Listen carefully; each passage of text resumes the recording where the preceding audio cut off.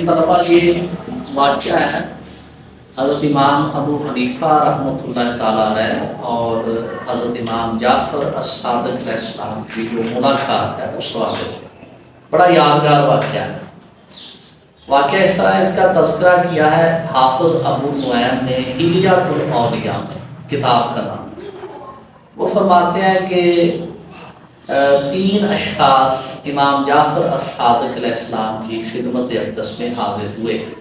ان میں ایک عبداللہ بن شبرمہ، ایک امام ابو حنیفہ علیہ رحمت تھے۔ تو امام جعفر الصادق علیہ السلام نے یہ سوال کیا کہ یہ شخص کون ہے؟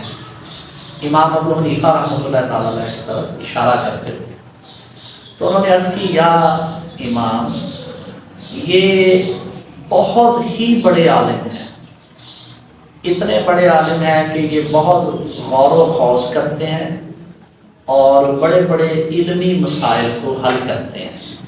تو امام جعفر الصادق علیہ السلام جو ائمہ اہل بیت میں سے ہے اور تمام علوم کے بانی ہیں، خواہ وہ جدید علوم ہوں، یعنی کیمسٹری ہو، فزکس ہو، آپ کی بایو ہو، اس کے بھی بانی ہیں، اور انہی سے جابر بن حیان اور دیگر سائنسدانوں نے علوم حاصل کی ہیں۔ تو اسی طرح علوم طریقت اور شریعت کے بھی وہ مرجع ہیں۔ تو امام جعفر الصادق علیہ السلام نے ان کی طرف دیکھ کر فرمایا، میرا خیال ہے یہ قیاس سے کام لیتے ہیں۔ قیاس کہتے ہیں اندازے کو، عربی میں اس کا معنی یہ ہے کسی چیز کو ناپنا، یعنی ایک چیز ہے اس کے ساتھ دوسری چیز کو ملا کر جوڑ کر دیکھنا یہ برابر ہے یا نہیں، کہ جیسے میں 2 ہاتھ جوڑتا ہوں، اسے قیاس کہتے ہیں، یعنی ایک مسئلے کو دوسرے مسئلے کے ساتھ قیاس کر کے سمجھنا۔ تو امام صاحب نے ارشاد فرمایا کہ میرا خیال ہے یہ قیاس کرتے ہوں گے۔ تو انہوں نے فرمایا نعم، یعنی ہاں واقعی یہ قیاس کرتے ہیں۔ تو امام جعفر الصادق علیہ السلام نے حضرت امام ابو حنیفہ علیہ رحمۃ سے سوال کیا، ما اسمک، آپ کا نام کیا ہے؟ انہوں نے عرض کی، میرا نام نعمان ہے۔ تو حضرت امام جعفر الصادق علیہ السلام نے ارشاد فرمایا، اے نعمان، کیا کبھی اپنے سر کو بھی ماپا ہے؟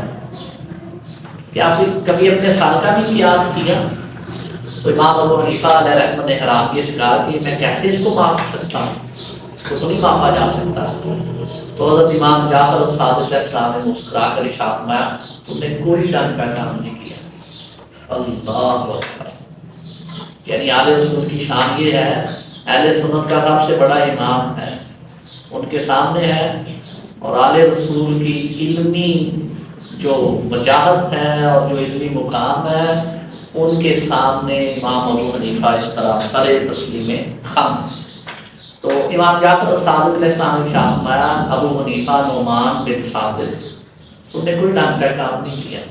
پھر آپ نے پوچھا، ابو حنیفہ یہ بتاؤ، یہ جو ہماری آنکھوں میں نمکین پانی ہے، یہ بڑی خوبصورت عربی کے الفاظ ہیں جو حافظ ابو نعیم نے رقم کی ہیں حلیۃ الاولیاء میں 3700 کچھ نمبر۔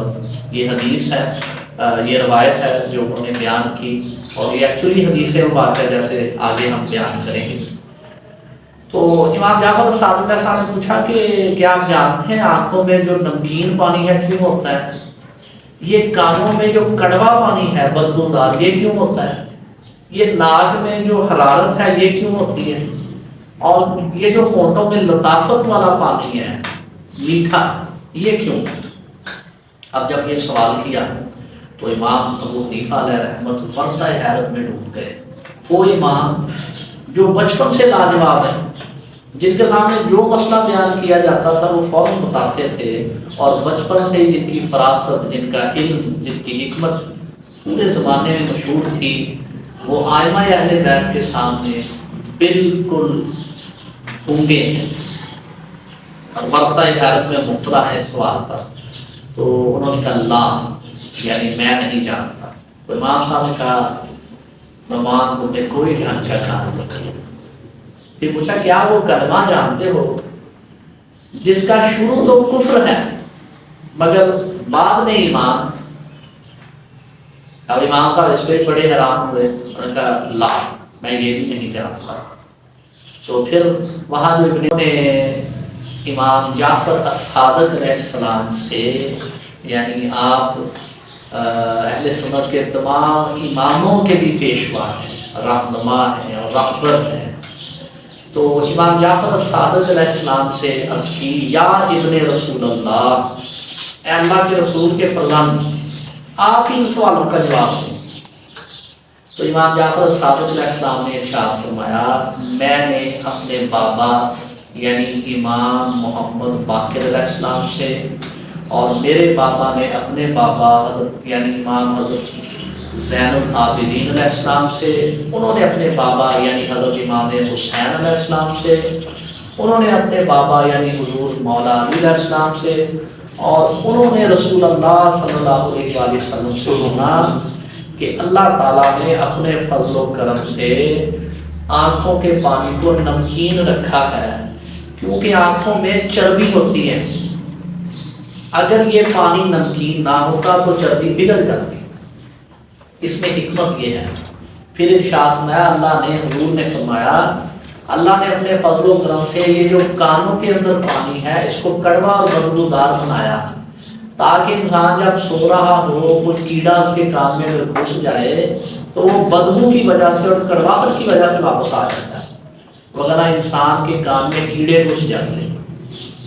پھر اللہ نے اپنے فضل و کرم سے انسان کے ناک میں حرارت رکھی ہے، آپ اگر سانس لیں اس کو چھوڑیں تو آپ کو حرارت محسوس ہو، اس لیے رکھی کہ تاکہ جب انسان اگر سانس لے اگر حرارت نہ ہوتی تو یہ سیدھی ہوا اس کے دماغ تک پہنچتی اور انسان کا دماغ گل سڑ جاتا، انسان کی یادداشت پر اثر ہوتا۔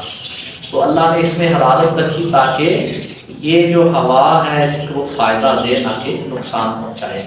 اور پھر فرمایا، اللہ نے یہ جو لعاب دہن، یہ اس میں جو حلاوت رکھی، اس میں جو لطافت رکھی، جو شیرینی رکھی، وہ اس وجہ سے رکھی کہ تاکہ انسان جو کچھ بھی کھائے اس کا ذائقہ محسوس ہو۔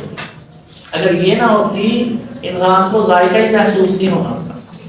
اور پھر اس لیے رکھی کہ انسان اپنی شیریں گفتگو سے لوگوں کے دلوں کو لبھائے، ان کو اٹریکٹ کرے اور اچھی گفتگو سے محبت کا فروغ ہو۔